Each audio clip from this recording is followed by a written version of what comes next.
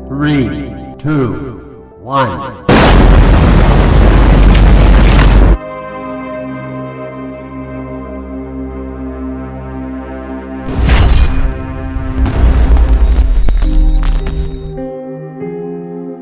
Stay steady and look ahead.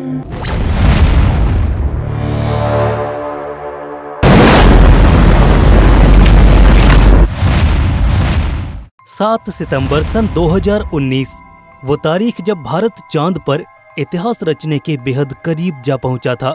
मगर धरती से करीब 3.5 लाख किलोमीटर दूर उस शाम चांद पर एक अनहोनी घटना ने 140 करोड़ हिंदुस्तानियों के सपने पर पानी फेर कर रख दिया था। सालों की कड़ी मेहनत और करोड़ों रुपयों की लागत वाला ये मिशन अपने अंतिम पड़ाव पर जाकर इस हादसे की भेंट चढ़ गया और बदकिस्मती से हमें इस नाकामी का सामना करना पड़ा। मगर हिंद के लोगों का जज्बा पहाड़ से भी ऊंचा और अटल है। महज 4 सालों के वक्त में ही भारत फिर एक बार चांद को अपनी मुट्ठी में करने के लिए तैयार है। जी हाँ, ये है इसरो का चंद्रयान 3 मिशन जो जल्द ही पृथ्वी से अपनी मंजिल चांद की ओर जाएगा। आइए आज चंद्रयान 3 के बारे में डिटेल्स के साथ जानते हैं आखिर कैसे ये स्पेसक्राफ्ट ल्यूनर एक्सप्लोरेशन और एस्ट्रोनॉमी के क्षेत्र में नए कीर्तिमान गढ़ेगा, कैसे इसरो का ये नेक्स्ट जनरेशन मिशन अपने प्रीडेसेसर चंद्रयान 2 से अलग और ज्यादा कारगर होगा, और इसके अलावा भी ढेर सारी बातें होंगी आज की इस वीडियो में। तो नमस्कार दोस्तों, आप देख रहे हैं रहस्य टीवी स्पेस। तो चलिए शुरू करते हैं। जैसा कि आप सभी जानते हैं कि चंद्रयान 3 इसरो के पिछले मून मिशन चंद्रयान 2 का ही एक फॉलो ऑन मिशन है, जिसके तहत इसरो एक लैंडर और एक रोवर को चांद के साउथ पोल पर उतारना चाहता है।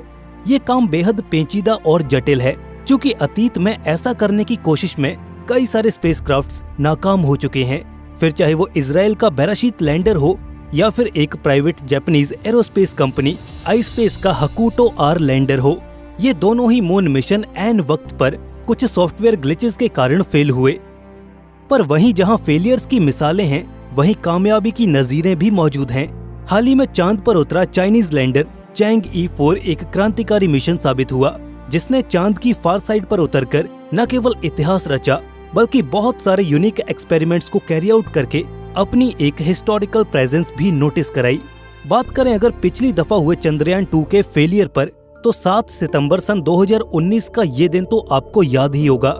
पूरा देश अपने अपने घरों में पड़े टीवी सेट से चंद्रयान 2 की लैंडिंग का ये नजारा देख रहा था। वहां श्री हरिकोटा में खुद प्रधानमंत्री नरेंद्र मोदी इसरो के दफ्तर में इस ऐतिहासिक घटना के साक्षी बन रहे थे। मगर लैंडिंग के चंद लम्हों पहले अचानक कुछ ऐसा हुआ जिसने सबका दिल तोड़ कर रख दिया। इस घटना ने हमें ये और नजारा देखने पर मजबूर कर दिया। जी हाँ, हम बात कर रहे हैं चंद्रयान 2 के लैंडर फेलियर की।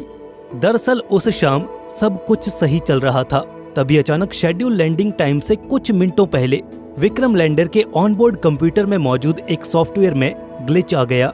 ये सॉफ्टवेयर विक्रम लैंडर की एक सेफ और स्मूथ लैंडिंग के लिए बेहद जरूरी था। ऐसे में इसका फेल हो जाना एक बहुत बड़ी मुसीबत को दावत देना था। यहाँ ग्राउंड कंट्रोल को इस बात की खबर कुछ देर से चली। इस सॉफ्टवेयर के माल फंक्शन करते ही इस लैंडर का कनेक्शन ऊपर ऑर्बिट में घूम रहे ऑर्बिटर से टूट गया। नतीजतन चांद की सतह से महज 2 किलोमीटर ऊपर हमने विक्रम लैंडर से संपर्क खो दिया, और तेजी से डिसेंट परफॉर्म कर रहा विक्रम लैंडर बेकाबू होकर नीचे चांद की ओर गिरने लगा। सॉफ्टवेयर में हुई प्रॉब्लम के चलते लैंडर के ऑनबोर्ड कंप्यूटर्स ये जज नहीं कर पाए कि लैंडिंग थ्रस्टर्स को कब कितना ज्यादा फायर करना है, और इसी मिसकैलकुलेशन और इरेगुलेशन के चलते ये लैंडर किसी पत्थर की तरह चांद की सतह से जा टकराया। ऑब्वियसली चांद की सतह से इतना जोरदार टक्कर के बाद इसे भारी फिजिकल डैमेज पहुंचा होगा, जिस कारण इसरो की तमाम कोशिशों के बाद भी इससे संपर्क स्थापित नहीं किया जा सका। वैसे इससे कांटेक्ट बनाए रख पाना भी कोई आसान काम नहीं था। अब क्योंकि इसरो इसे चांद के फार साइड पर उतारना चाहता था। फार साइड से मेरा मतलब चांद का वो हिस्सा जो हमेशा अंधेरे में घिरा रहता है। जैसा कि आप जानते हैं कि चांद एक टाइडली लॉक्ड सैटेलाइट है, जिस कारण इसकी रोटेशनल वेलोसिटी उसके रेट ऑफ रेवोल्यूशन से सिंक्रोनाइज्ड है, जिसके चलते उसका एक पर्टिकुलर फेस ही हमेशा पृथ्वी की ओर मुड़ा रहता है। ऐसे में चांद की उस ओर से रेडियो कम्युनिकेशन बहाल रखना काफी झंझट का काम है। हम सीधे ही प्रोब एंटीना की मदद से अर्थ पर बने ग्राउंड सैटेलाइट्स तक सिग्नल नहीं भेज सकते, बल्कि हमें इसके लिए एक रिले कम्युनिकेशन टेक्निक का इस्तेमाल करना पड़ता है, जिसके अंतर्गत लैंडर सबसे पहले ऑर्बिटर को सिग्नल्स भेजता है और फिर वो सिग्नल्स एम्पलीफाई होकर पृथ्वी पर बेहद बड़े बड़े ग्राउंड एंटीनास तक जाते हैं। हालांकि ये सिस्टम काफी रैपिड होता है, मगर कम्युनिकेशन चैनल्स में एक मीडिएशन पॉइंट होने के चलते फेलियर और लेटेंसी के चांसेस बने रहते हैं। चंद्रयान 2 में एक प्रॉब्लम सिर्फ इसका कम्युनिकेशन सिस्टम ही नहीं थी, बल्कि इसका डिजाइन भी था। 7 सितंबर को हुए फेलियर के बाद इसरो ने एक इंटरनल इन्वेस्टिगेशन कमेटी का गठन किया, जिसका काम था इस मिशन के फेलियर के पीछे की असल वजहों का पता लगाना, साथ ही उन गलतियों से सीखकर अगले मिशन में राइट चेंजेस को अप्लाई करना। इस टीम ने अपनी जांच में ये पाया कि लैंडर के डिजाइन और इंजन असेंबली में कुछ चेंजेस किए जाने चाहिए, ताकि ये मेक श्योर किया जा सके कि धरती से लाखों किलोमीटर दूर होने के बावजूद भी चांद की सतह पर ये लैंडर सही सलामत लैंड कर सके। चंद्रयान 3 में इन सभी चेंजेस को इम्प्लीमेंट किया गया है, जिसके चलते इसका लैंडिंग सीक्वेंस पहले की अपेक्षा कहीं ज्यादा रिलायबल बना है। अपनी गलतियों से सीख लेकर आगे बढ़ना ये एक कमाल की नीति है, जिसका असर इसरो के अमल में साफ झलकता है। आइए अब बढ़ते हैं आगे और एक नजर डालते हैं चंद्रयान 3 के उद्देश्यों की ओर। इसरो की ओर से चंद्रयान 3 का मुख्य उद्देश्य चांद पर एक सफल और सुरक्षित लैंडिंग बताया गया है। इसके अंतर्गत इसरो अपनी हाईएस्ट टेक्निकल कैपेबिलिटीज का इस्तेमाल करते हुए चांद के साउथ पोल पर एक सॉफ्ट लैंडिंग परफॉर्म करने की कोशिश करेगा। इस प्राइमरी ऑब्जेक्टिव के अलावा इस मिशन के अंतर्गत बहुत सी साइंटिफिक रिसर्च और एक्सपेरिमेंट्स को भी कैरी आउट किया जाएगा, जिससे ल्यूनर एक्सप्लोरेशन और इंटरप्लेनेटरी साइंस को एक शानदार बूस्ट मिलेगा। अपने प्रेडिसेसर मिशन की ही तरह चंद्रयान 3 का भी एक अहम मकसद चांद की जियोकेमिस्ट्री को समझना है। इस कड़ी में चंद्रयान 3 के साथ जा रहा है विक्रम लैंडर और प्रज्ञान रोवर, जो वहां पर ढेरों साइंटिफिक एक्सपेरिमेंट्स परफॉर्म करेंगे, जिसमें फोटोमेट्रिक्स और ऑनबोर्ड सेंसर्स के इस्तेमाल से ल्यूनर सॉइल का परीक्षण भी शामिल होगा। आज से करीब 1 दशक पहले जब भारत ने अपने पहले ल्यूनर मिशन चंद्रयान की सहायता से चांद की सतह पर तरल पानी की मौजूदगी का कंफर्मेशन किया था, तो सब हैरान रह गए थे। इस बार इसरो का प्लान कुछ और बड़ा करने का है। चंद्रयान 3 अपने मुख्य उद्देश्यों में से एक मून के हाइड्रोमेट्रिक्स को डिकोड करना भी लेकर चल रहा है। ऐसे में ऑर्बिटर की अब तक की रिसर्च से मिले डेटा को फर्दर बेस बनाकर ग्राउंड पर मौजूद लैंडर्स और रोवर्स ल्यूनर सॉइल और रॉक्स को एग्जामिन करेंगे, जिससे हम उनमें मौजूद वाटर और सिमिलर कंपोनेंट्स को बारीकी से देख पाएंगे। ये चांद की जियोग्राफिकल कॉम्पोजिशन और केमिस्ट्री को समझने की ओर एक बड़ा और निर्णायक कदम होगा, जो आने वाले वक्त में ल्यूनर कॉलोनाइजेशन जैसे बड़े गोल्स को सर्व करने में कॉम्प्लीमेंट्री साबित होगा। इन भारी भरकम जिम्मेवारियों और करोड़ों लोगों की अपेक्षाओं का बोझ अपने कंधों पर लिए चंद्रयान 3 जल्द ही धरती से रवाना होगा। इससे पहले कि हम इसकी काबिलियतों का मूल्यांकन करें, ये बेहद जरूरी होगा कि इसकी टेक्निकल स्पेसिफिकेशंस और डिजाइन पर भी एक नजर डाल ली जाए। आफ्टर ऑल, किसी भी स्पेस मिशन की कामयाबी या नाकामी के पीछे यही फैक्टर्स तो जिम्मेदार होते हैं। इसरो का चंद्रयान 3 मेजरली 3 कंपोनेंट्स के साथ आता है। इसमें एक लैंडर, एक रोवर और एक प्रपल्शन मॉड्यूल शामिल होगा। पिछली दफा इस प्रपल्शन मॉड्यूल की जगह एक ऑर्बिटर था, जो फिलहाल चांद की ऑर्बिट में मौजूद है और बखूबी अपने काम को अंजाम दे रहा है। खैर, इस प्रपल्शन मॉड्यूल का काम चंद्रयान 3 के कॉम्पोजिट स्पेसक्राफ्ट को अर्थ से लॉन्च के बाद चांद की ऑर्बिट तक पहुंचाना होगा। इसके बाद लैंडर यूनिट इससे डिटैच होकर चांद की सतह की ओर डिसेंट परफॉर्म करेगी। वहीं प्रपल्शन मॉड्यूल ऑर्बिट में ही रहकर चांद की परिक्रमा करेगा। साथ ही लैंडर और ग्राउंड कंट्रोल के बीच एक कम्युनिकेशन के लिए बतौर रिले भी काम आएगा।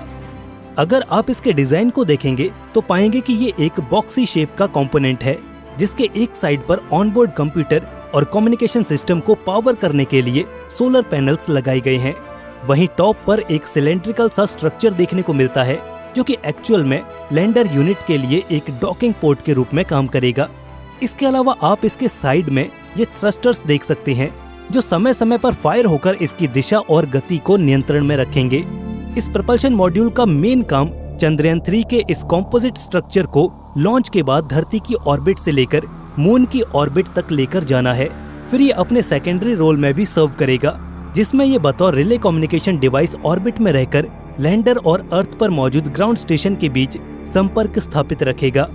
इसी बीच एक एक्टिव कम्युनिकेशन मेंटेन रखने के लिए IDSN यानी कि इंडियन डीप स्पेस नेटवर्क का इस्तेमाल किया जाएगा।